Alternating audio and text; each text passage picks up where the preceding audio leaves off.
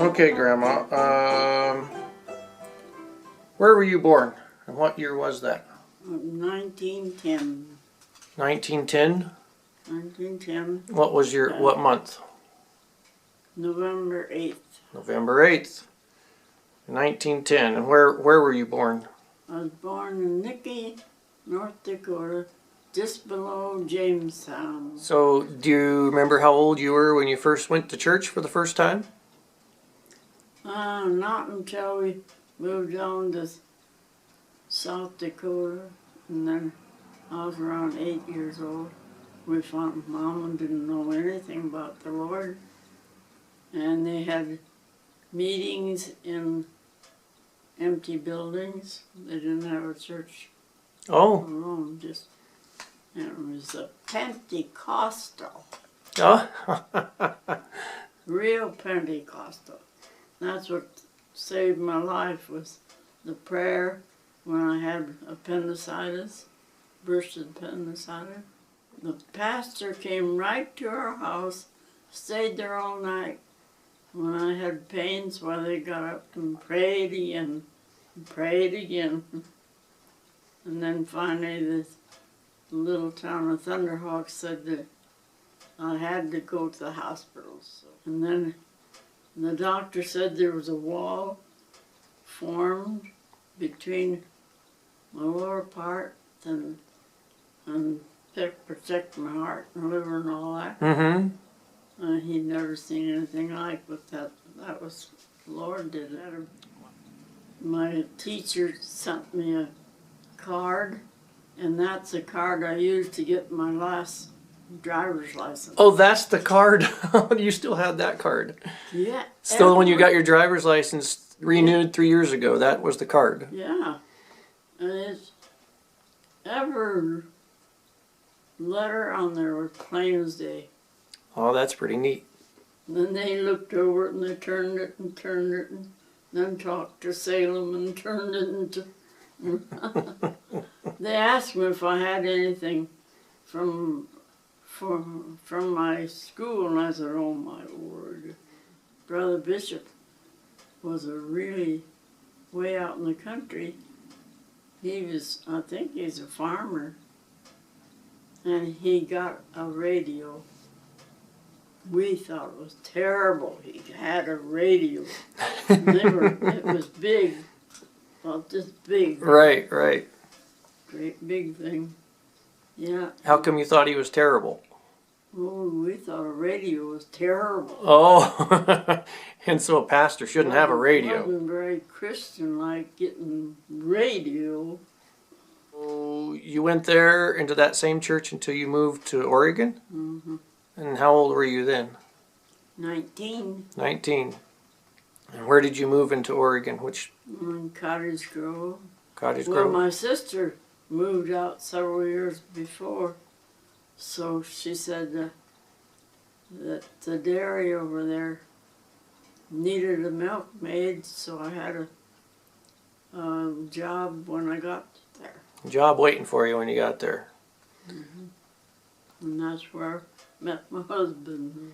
So you were working as a milkmaid. What did a milkmaid do at the dairy? Oh, my bottle milk, wash bottles, sterilize them. We had a great big thing that turned on the steam, and we put the whole crate in there, 12 bottles in each one, and sterilize the bottles and clean the floors and spray. As the boys brought the milk in, we strained it and then run it over a cooler that's almost froze. And he started getting sweet on the milkmaid. Yeah, we got engaged right in the milk.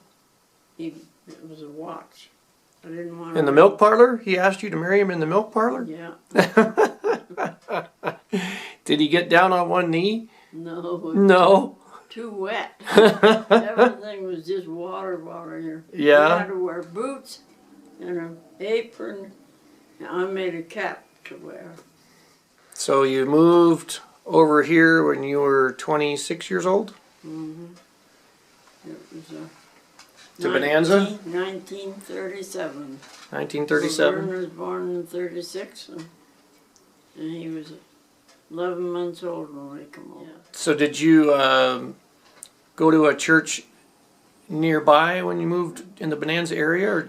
There wasn't anybody here for a while, and I called the first minister over from Eugene, Mm-hmm. Billy also. We started in the library and we outgrew that.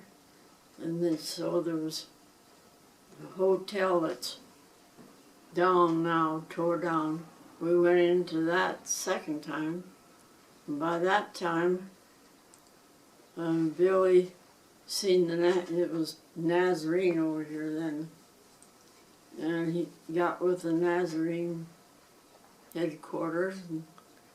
Where the old white church is now? Uh-huh.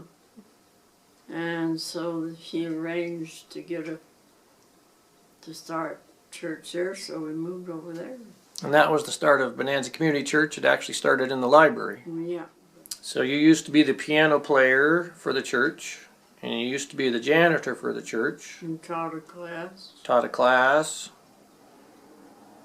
And Lloyd used to be the treasurer. Mm-hmm. And he taught a class. He taught the adult class. taught the adult class. Mm-hmm.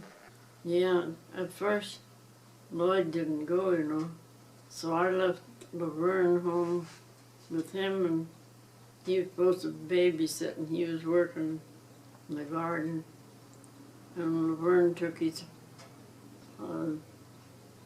little tricycle that he had and rode all the way down to church. And it started to rain, and he come in the door crying.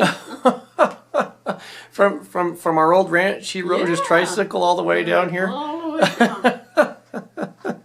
Man, life scared me to death. Come in and crying. I said, some babysitter you were. You didn't even miss him. Nothing.